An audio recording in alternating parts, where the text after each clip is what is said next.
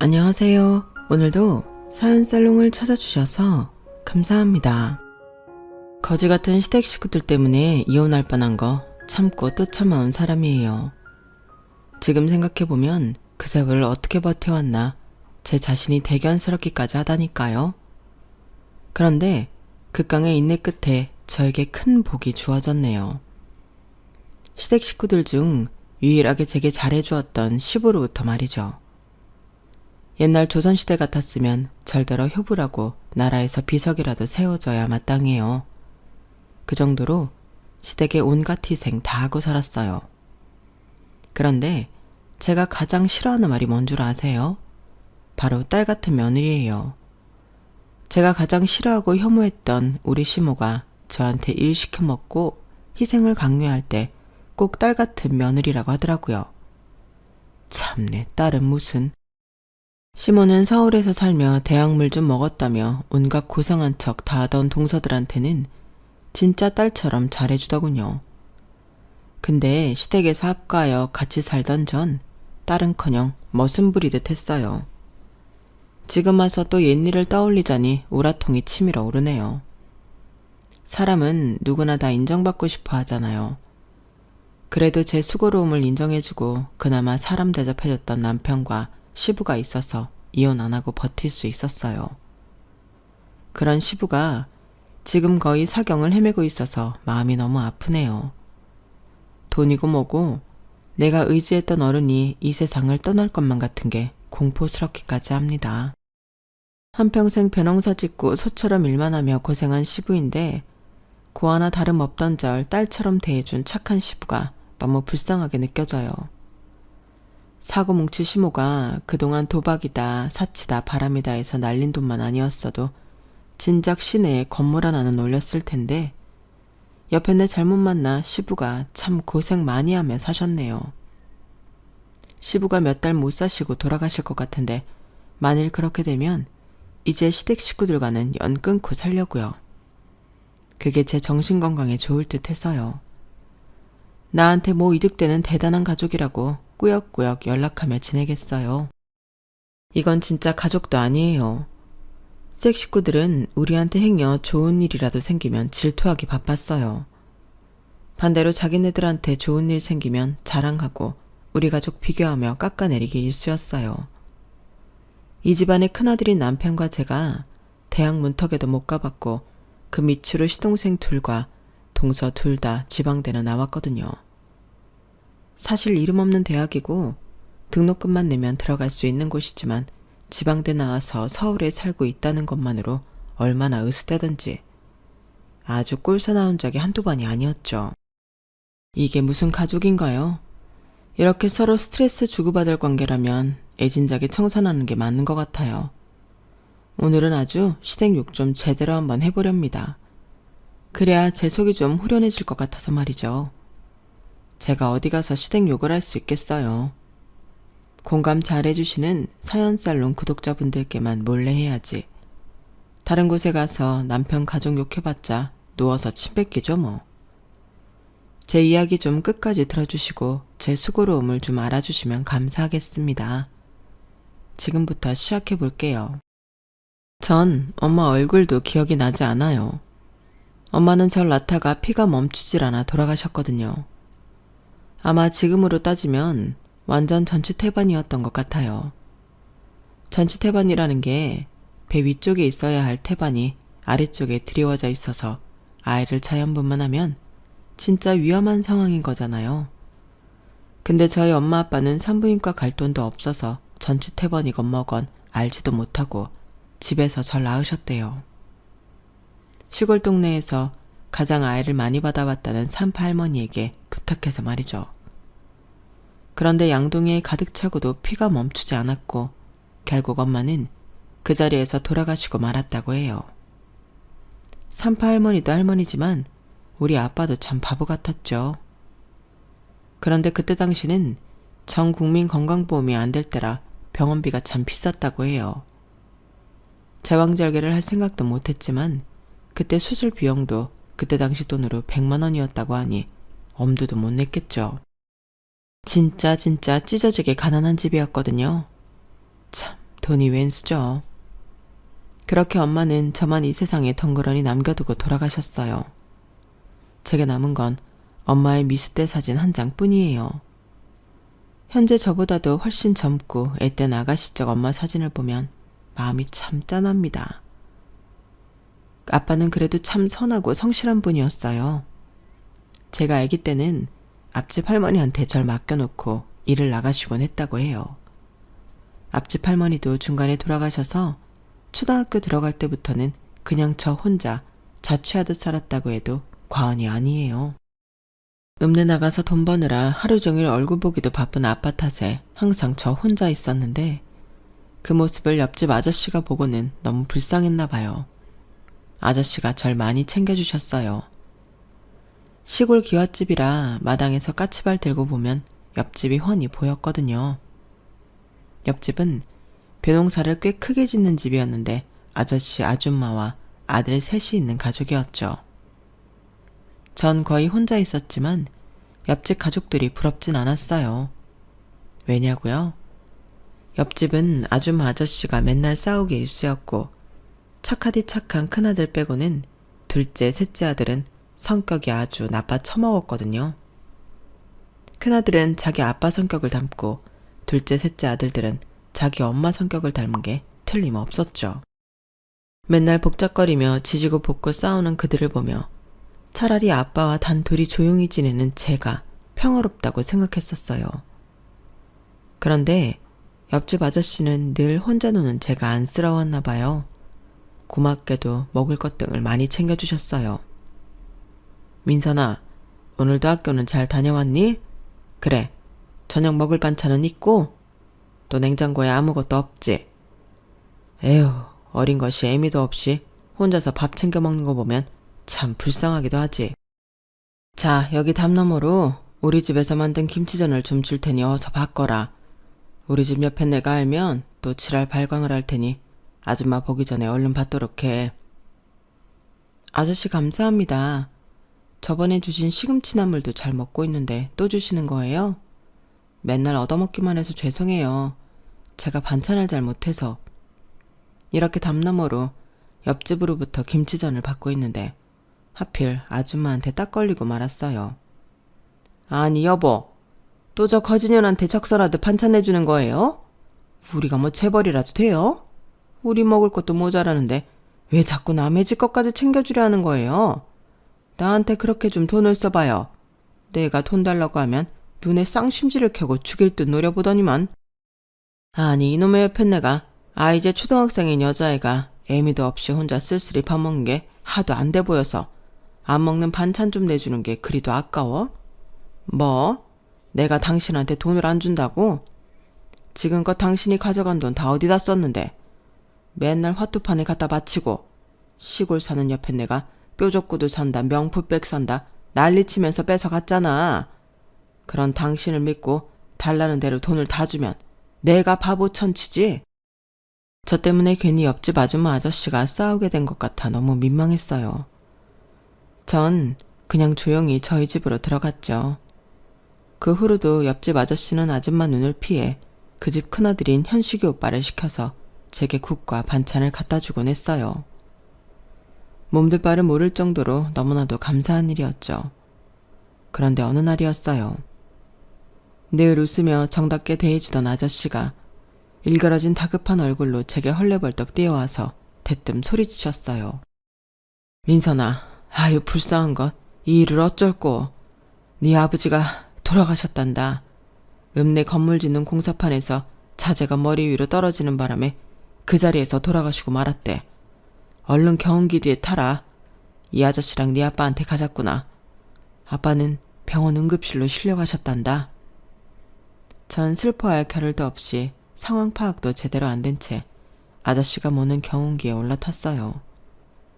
너무 놀란 제 옆에 현식 오빠가 제 손을 꼭 잡아주면서 함께 타고 병원으로 갔죠. 민선아, 너무 충격받지 말어. 이 오빠도 아직 중학생밖에 안 돼서 세상살이 아무것도 모르지만 사람이 살다 보면 별별 일이 다 있는 거니까. 설사 네가 혼자 되더라도 우리 집이 바로 옆집이니까 최대한 도와줄 테니 걱정 말어. 초등학교 6학년과 중학생의 대화치고는 참 성숙하죠. 그만큼 진중하고 착했던 현식 오빠만 믿고 응급실에 도착했어요. 처참한 아빠의 마지막 모습까지 확인했죠. 내 곁에 현식 오빠와 아저씨가 있었기에 가능했을 거예요. 아니면 겁 많고 어린 제가 아빠의 시신을 확인할 수 있었겠어요? 그런데 사실 그 다음부터는 기억이 잘 나지 않아요. 얼마나 충격을 받았던지 아빠의 처참한 모습을 보고는 쓰러지고 말았다고 하네요. 눈을 떠보니 이미 며칠이 지나 있었어요. 물론 아빠 돌아가시기 전에도 워낙 바쁘셔서 저 혼자 자취하는 거나 다름없었지만 이 세상에 나 혼자밖에 없다고 생각하니 두려움이 엄습했어요. 절 아는 어른들은 죄다 고아원에 가라고 권유하셨어요. 거의 등 떠밀다시피 말이죠. 하지만 아빠와 함께 살던 이 집이 있는데 고아원에 들어가 모르는 사람들과 살긴 싫더라고요. 다행히 아빠가 알뜰살뜰 모아놓은 현금으로 최소한의 생활은 유지할 수 있었어요. 옆집 아저씨와 현식 오빠는 그 전보다 훨씬 더 자주 도움을 주셨어요. 그렇게 어찌저찌 시간은 흘러 중학생이 되고 옆집 아저씨와 아줌마가 싸우는 소리 속에 저에 관한 이야기가 들리더군요. 뭐? 저 고아가 된 저기 집애를 양녀로 들이자고요? 거지 같은 애를 왜 양녀로 들여서 우리 돈 들게 만들어요? 고아가 됐으면 순순히 고아원이나 들어갈 것이지. 뭐하러 혼자 버팅기길. 절대 안 돼요. 내 눈에 흙이 들어가기 전까진 절대로. 아, 우리 집에 아들만 셋이니 막내딸로 들이면 좀 좋아. 민선이도 워낙 착하고 하니 나중에 커서 우리한테 효도하지 않겠어. 아유, 참 답답한 옆에네 같으니라고. 아마 옆집 아저씨가 절 양녀로 들이려다가 아줌마의 반대에 부딪힌 것 같더라고요. 양녀는커녕 제게 침이나 안 뱉으면 다행인 아줌마였으니 그 아줌마의 양녀가 되긴 저도 싫더라고요. 다만 항상 마음을 써주시는 아저씨께는 참 감사했어요.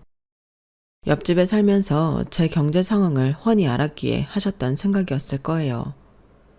아빠가 모아놓은 현금은 점점 바닥을 보이고 있었고 중학생이 된 저는 대체 무슨 일을 잡아서 돈을 어떻게 벌어야 하는지도 잘 몰라서 당황하고 있었거든요. 그래서 전 자퇴를 결심했어요. 현식 오빠에게만 살짝 제 자퇴 생각을 털어놓았는데 그게 옆집 아저씨 귀에 들어갔나 보더라고요. 아저씨는 절 불러 말씀하셨어요. 민선아, 너 중학교를 그만둘 생각을 하고 있다고?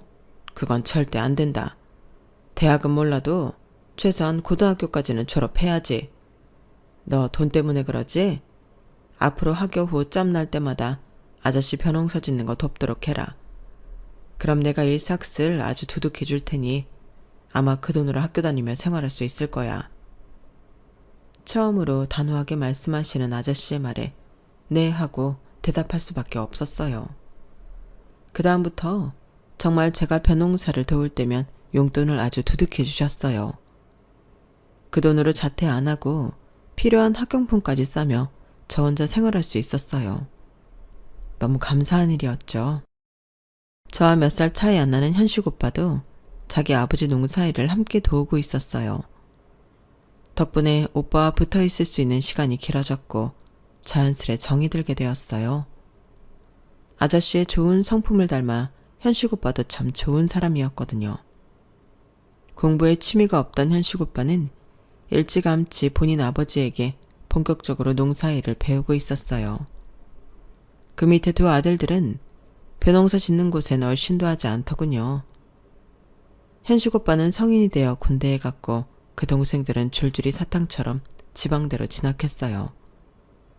그 집안에서 처음으로 대학생이 나왔다며 옆집 아줌마는 아주 기세가 등등하더군요.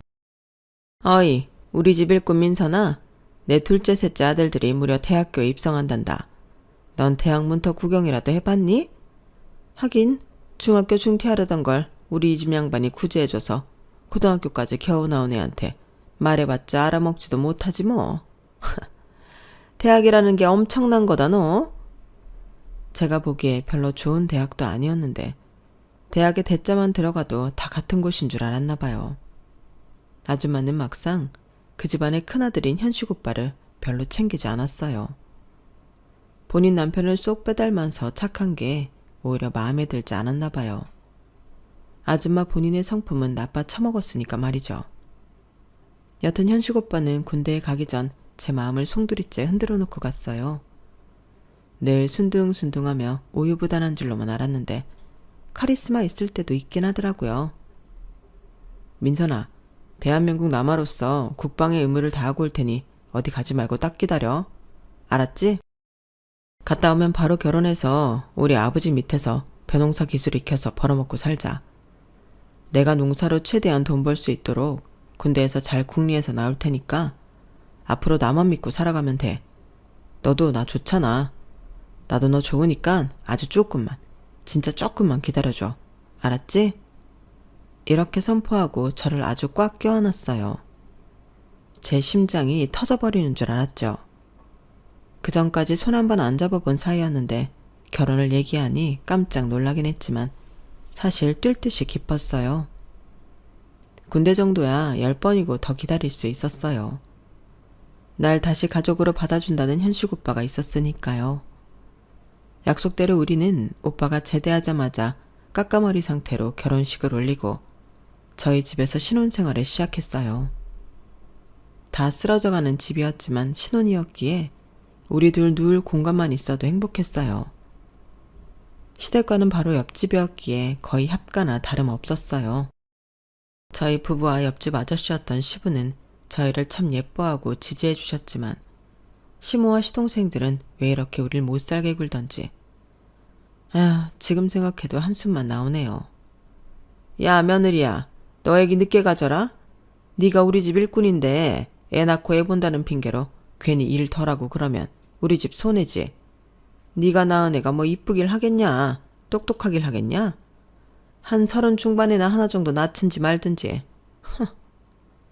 아니 어머님, 무슨 말씀을 그리 기분 나쁘게 하세요. 저야 그렇다 치지만 왜 큰아들인 현식 오빠만 맨날 차별하면서 안 챙기시는 건데요. 그놈의 대학이 뭐길래 대학 나온 도련님들만 애지중지하시는 거예요? 참네. 아이는 저희가 알아서 가질게요. 우리가 뭐 이 집 노예예요? 아우 얄미워. 저런 년을 며느리로 들이는 게 아니었는데. 전 결혼한 지 얼마 안 된 새댁이었어도 시댁 식구들과 옆집에 딱 붙어 계속 봐온 사이였기에 얄미운 시모한테도 할 말은 다 하고 살았어요. 그렇지 않아도 냉기가 흐르던 시모와의 사이가 더욱 악화되는 사건이 벌어지고 말았어요. 시모는 언제나 시댁 내의 최대 사고뭉치였어요. 일단 옆 동네 비닐하우스에서 벌어지던 화투판에 자주 들락날락거리며 집안의 돈을 다 퍼가곤 했어요. 그 사실이 발각될 때면 시부가 아주 시무를 쥐잡듯이 잡았지만 개벌은 난 못 주더군요. 아주 도박 중독이어서 자금이 다 떨어질 때면 시뻘개진 눈으로 돈 될 물건들을 찾기 일쑤였어요. 그러던 어느 날 시모가 제 물건에 손댄 걸 강력히 의심하게 된 사건이 있었죠. 어머님, 저희 아빠가 유일하게 제게 남겨준 금가락지 한 상 못 보셨어요? 제 서랍 속에 비단으로 감싸서 고이 모셔놨는데 통째로 없어졌네요. 혹시 저희 방 들어오셨어요? 야, 내가 너희 집에 들어간 적도 없는데 무슨 소리냐? 너 지금 이 시애미를 도둑년으로 몰아가는 거냐? 참네. 부모 없이 못 빼어먹은 년을 며느리로 들였더니 내가 졸지에 도둑 취급을 다 받는구나. 아우 환장하겠네. 시모는 억울하다는 듯이 방방 뛰었어요. 그런 시모를 더 추궁할 수는 없었죠. 그래도 안심이 안 돼요. 남편한테 말하고는 아주 조그만 홈캠을 인터넷으로 사서 몰래 설치해뒀어요. 저와 남편이 농사일을 하러 나가서 집안에 아무도 없을 때만 켜놓았어요. 홈캠을 설치하고 딱 하루 만에 범인의 덜미가 잡혔어요. 너무 당연하게 예상했던 시모가 우리 집에 들어와 옷장을 뒤지고 있더군요. 저와 남편이 벼농사 일에서 시부로부터 받은 현금을 모아놓은 돈통에 손을 대고 있었어요. 하도 어이가 없어서 캠 화면을 시모한테 보여주며 따졌어요. 저보다 남편이 더 열을 내더군요. 아니 엄마, 훔쳐갈 사람이 따로 있지 큰아들 부부 돈에 손을 대요. 아빠가 생활비 따로 드리잖아요. 그거 다 어디에 쓰고 이 돈은 뭐하게요. 화투판에 갖다 버리려는 거예요, 또? 벌써 수십 년째잖아요. 그 벌은 못 고치는 거예요? 진짜 지겹네요. 엄마, 우리 집 살림 거덜낼 셈이에요? 야, 쉿, 니네 아빠 들을라. 내가 큰아들이 너를 어떻게 키웠냐? 그리고 부모로서 아들, 딸 돈에 손도 못 대냐? 그렇다고 엄마 모습을 이렇게 영상으로 찍어도 되는 거냐? 완전 몰래 카메라 아니야. 어쨌든 이번만 그냥 조용히 넘어가 줘. 내 다시는 니네 돈에 손 안 댈게. 네 아빠한텐 비밀로 해줘라. 알았지? 그놈의 딸 같은 며느리라는 말로 절 희생시킨 일이 얼마나 많았는지 몰라요. 정작 며느리인 전 시모를 엄마같이 생각지도 않는데 맨날 고된 일 시킬 때나 자기가 불리할 때만 딸 같은 며느리라고 하더군요. 지 엄마 닮아서 절 무시하고 사람 취급도 안 해주던 시동생들은 지방대 졸업 후 서울로 취업하겠다며 올라갔어요. 시댁에 시동생 둘이 사라지니 그나마 마음은 편하더군요. 역시 꼴보기 싫은 사람은 안 보고 사는 게 상책인가 봐요. 그런데 취업 후 얼마 지나지 않아 시동생들이 빠르게 결혼을 하더라고요. 어쩜 둘 다 똑같이 속도 위반을 해서 아기 가진 상태로 말이죠. 우리 시댁에 삼신할매가 세트로 아기를 점지해 주셨는지 저도 임신을 하게 됐어요. 며느리 셋이 비슷한 시기에 아기를 낳게 된 거죠. 시모는 대학 나온 동서들과 가방끈 짧은 저를 비료하며 저만 깎아내리기 바빴어요. 넌 뭐하러 아기 낳고 산후조리원 들어가려고 하니? 너 산부인과에서 딸이라고 했다며. 하나도 쓰잘데기 없는 딸 낳는 주제에 뭐? 2주에 99만 원짜리 산후조리원에 들어가? 게다가 너 닮았으면 뭐 머리도 안 좋을 텐데 낳아봤자 본전도 못 찾을 딸내미를 뭐하러 비싸게 낳냐? 산후조리원은 택도 없다. 어머님이나 저나 여자 아니에요? 우리는 태어날 가치도 없는 존재인가요? 요즘은 딸이 더 인기 많은 세상이에요. 무슨 조선시대 사세요? 그리고 2주에 99만 원은 진짜 전국 최저가 산후조리원이나 다름없다고요. 남편이 오케이한 상황인데 왜 굳이 못 가게 하시는 거예요? 동서들은 서울에서 380만 원짜리 400만 원짜리 조리원 들어간다는데 어머님도 다 아시고 동서들한테 조리 잘하라고 전화 넣으셨잖아요. 왜 저만 맨날 찬밥 신세냐고요? 야, 걔네들은 대학 나와서 서울에서 사는 애들인데 시골 촌뜨기인 너랑 같냐? 잔말 말고 얼른 애 낳고 벼농사일이나 도울 생각해라. 엄청 화나더라고요. 동서들이 명문대 나와서 좋은 곳에 취직한 것도 아니고 이름 없는 대학 나와서 서울에서 살며 전업주부하고 있었거든요. 임신한 몸으로 뼈 빠지게 벼농사 짓고 매일 고된 노동하며 돈 버는 제가 왜 그런 부당한 대우를 받아야 하는지 모르겠더라고요. 전 시모의 말 따위 무시하고 시부와 남편의 지지 속에 딸아이를 무사히 낳았고 조리원에서 2주간 조리도 마쳤어요. 99만 원짜리였기에 시설이 좋진 않았지만 그래도 아이 낳고 허리라도 펼 수 있는 유일한 시간이었죠. 시부는 어렸을 때부터 절 진짜 딸처럼 여겨준 분이었기에 며느리가 되고도 일을 많이 시키진 않았어요. 그런데 전 원래 책임감이 투철한 편이고 감사한 시부에게 뭔가 도움이 되고픈 저는 자진해서 벼농사에 열심이었죠. 그게 제가 받았던 은혜를 갚는 길이라고 생각했거든요. 그런 고마운 시부의 건강에 적신호가 켜졌어요. 원래도 신장이 안 좋았었는데 농사일이 바빠 건강을 제대로 챙기지 못한 탓에 점점 악화되고 만 거였죠. 급기야는 몸이 퉁퉁 붓고 통증이 너무 심해져서 쓰러지기까지 했어요. 그제서야 큰 병원 가서 검사를 받아봤죠. 남에게 부탁도 잘 못하던 시부는 아주 어렵게 가족들을 모아놓고 간청을 했어요. 얘들아, 내가 병원을 가봤더니 신장 이식을 하지 않고서는 내 건강이 많이 위험한가 보더라고. 정말 미안하지만 검사만이라도 한 번씩 받아봐 주겠니? 이런 부탁하기가 애비로서 참 면목이 없구나. 마치 뭐 죄지은 사람 마냥 부탁하는 시부의 모습이 애처로웠어요. 가족 모두는 자이든 타이든 다 신장 이식, 적합 여부 검사를 받았고 결과는 정말 공교로웠어요. 큰며느리 인차와 시동생 둘이 적합 판정을 받았죠. 시모는 본인이 부적합 판정을 받은 거에 대해 매우 안도하며 기뻐하더군요. 아, 말년에 남편한테 신장 뗄 뻔했네 그려? 얘 며느리야, 우리 둘째 셋째 아들들은 서울에서 큰일 해야 하니 별일 안 하는 네가 시아버지한테 신장 떼드려야 옳지 않겠니? 시모의 말 본새도 화딱지가 났는데 시동생들은 더하더군요. 형수, 우리 엄마 말이 백번천번 옳아요. 우린 직장 나가서 돈 벌어야 하잖아요. 괜히 우리 아빠한테 신장 떼줘서 나 어떻게 돼버리면 우리 가정은 파탄나는 거예요. 그러니 집에서 노는 형수가 우리 아빠 신장 이식 도와드리는 게 맞는 것 같아요. 뭐라고요? 도련님, 전 뭐 집에서 놀아요? 배농사 한 번이라도 지어봤어요? 어렸을 때부터 자기 부모님 일 한 번도 도와드리지 않았잖아요.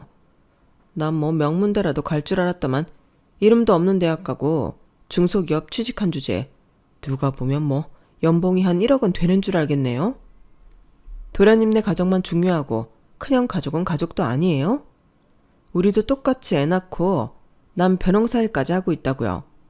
왜 피 섞인 아들들이 신장 이식 안 해드리고 내가 해드려야 하는 건데요? 왜요? 전 너무 화가 나서 눈물이 다 나더라고요. 그 자리에 시부가 없었기에 다행이었지. 만일 이 대화를 들었다면 모두에게 실망했을 거예요. 특히 자기 아빠 신장 떼주기 싫다던 두 시동생들을 보면 어떤 기분이 들었을까요? 물론 시부는 시모한테 들어서 간접적으로 돌아가는 상황을 다 알고 있었을 거예요. 비참한 마음이었겠죠. 전 오기가 생겨서 저에게 신장 이식을 관여하는 시댁 식구들만 생각하면 절대 해주고 싶지 않았어요. 속으로 갈등이 많이 되더군요. 하지만 부모님 다 돌아가신 저를 입양까지 생각하며 진짜 친딸처럼 대해주신 시부의 건강이 악화되고 있다고 생각하니 마음이 찢어졌어요. 전 남편과 상의 후 중대한 결정을 내렸어요. 바로 시부에게 달려가 말씀드렸죠. 아버님, 제가 신장 떼어드릴게요. 절 어릴 적부터 저를 딸처럼 걷어주신 아버님한테 아까운 게 뭐가 있겠어요. 이거 희생이라고 생각하지 않아요. 아버님 오래 사실 수만 있다면 뭔들 못하겠어요. 제 말을 들은 시부는 펑펑 울더군요. 시부가 그렇게 서럽게 우는 건 처음 봤어요. 민선아, 내 너를 진짜 딸처럼 여기고 있다만 이렇게까지 날 위해 큰 결심을 해줄 줄은 몰랐다. 둘째, 셋째 아들놈들이 다 싫다고 내뺀 거 내 모르는 거 아니다. 정말로 너무 미안하고 면목이 없다. 다 늙어서 생명 더 연장하겠다고 이렇게까지 하는 게 옳은 일인지도 잘 모르겠다. 아버님께서 그렇게 우시니 저도 눈물이 나네요. 그런데 아버님, 또 한 가지 드릴 말씀이 있어요. 이곳은 하도 시골 골짜기라 우리 딸 소라가 걸어서 다닐 만한 유치원도 없고 하니 앞으로 시내로 나가서 살려고 해요. 안 그래도 저희 집 너무 오래되고 좁은 집이라 비세고 눈세고 난리도 아니거든요. 돈은 그동안 모아놓은 것과 대출로 해결하려고 해요. 소라 아빠도 시내에서 할 수 있는 일을 찾고 있어요. 워낙 성실하고 착한 사람이니 어떻게든 되겠죠 뭐. 그렇게 눈물바람을 하고 몇 주 후 시부에게 신장 한쪽을 떼어드리는 대수술을 했어요. 현재 살던 곳에서 충분히 휴식을 취한 후 계획대로 시내로 나가서 따로 살게 됐어요. 남편이 트럭 운전을 기가 막히게 잘했기 때문에 인쇄업체의 배달 전문기사로 취직이 되었어요. 시내에 집은 어떻게 구했냐고요? 저희는 부족한 돈을 대출로 해결하려 했는데 고맙게도 시부가 목돈을 준비해 주셨어요. 그 돈으로 무려 27평 아파트에 전세로 들어갈 수 있게 되었죠. 정말 꿈만 같았어요. 방 3개에 화장실 2개나 되는 집이라니. 소라와 저희 부부 이렇게 세 식구가 살기에는 대궐같이 느껴졌죠. 저희가 분가하는 과정에서 시모가 어찌나 들깨처럼 헐뜯고 물어뜯었는지 몰라요. 근데 그 이유가 다 뭔지 아세요? 일 시켜먹을 큰 며느리가 없어진다는 게 시모의 가장 큰 불만이었어요. 아유, 이 나쁜 년놈들이 늙은 노모와 아버지를 버리고 기어코 따로 나가 산다는구나. 니네가 우리 부부를 버리고 잘 먹고 잘 살 것 같으냐? 그럼 이 집 살림은 다 누가 하냐? 다 늙어서 온 뼈마디가 다 아픈 내가 하리? 아님 신장 이식 받고도 저렇게 골골대는 네 시아버지가 하리? 넌 진짜로 독한 년이로구나. 그러니까 애미애비 없이도 이렇게 잘 먹고 잘 살아왔지. 썩을년. 전 너무 화가 나서 그동안 속에 썩혀왔던 말들을 시모한테 다 내뱉어버렸어요. 어머님, 난 이 집에 시집와서 지금껏 노예처럼 일 다 하고 살림 다 하고 살았어요. 옆집에 살았지만 담장 맞대고 살았으니 시댁살이 하는 것과 마찬가지였다고요. 어머님께서 화투 친다 콜라텍 다닌다 하면서 밖으로 만들 때 이 집 살림 누가 다 했나요? 그런 절 보고 따뜻한 말 한마디 해준 적 있나요? 맨날 가방끈 짧다, 돈 한 푼 없는 고 하나 다름없는 애를 큰 며느리로 들었다면서 무시하기 일쑤였죠. 그러는 어머님은 뭐 얼마나 상류층이고 많이 배웠어요? 나 더 이상은 이렇게 못 살겠어요. 우리 딸은 나 같은 대접 안 받게 피아노도 가르치고 영어도 가르치면서 공주님처럼 키울 거예요. 나도 시내 나가서 번듯한 아파트 한번 살아보자고요. 그렇게 내지르고 분가를 했어요. 그런데 그게 시모한테 하는 마지막 말이 될 줄은 꿈에도 몰랐어요. 너무도 건강했던 시모는 그 후에도 주구장창 비닐하우스에서 열리는 도박판을 전전했어요. 답답할 정도로 착한 시부가 이혼만은 안 할 거라는 확신이 있었던지 시모는 나이 들수록 더 막 살더라고요.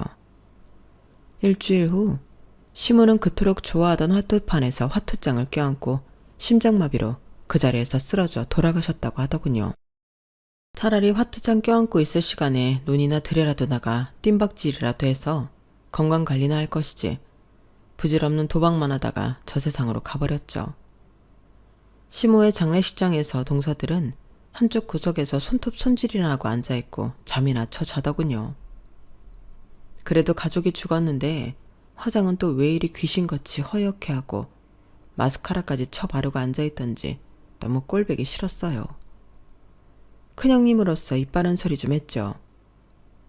둘째 동서 그리고 막내 동서 무슨 안진뱅이라도 된 거야?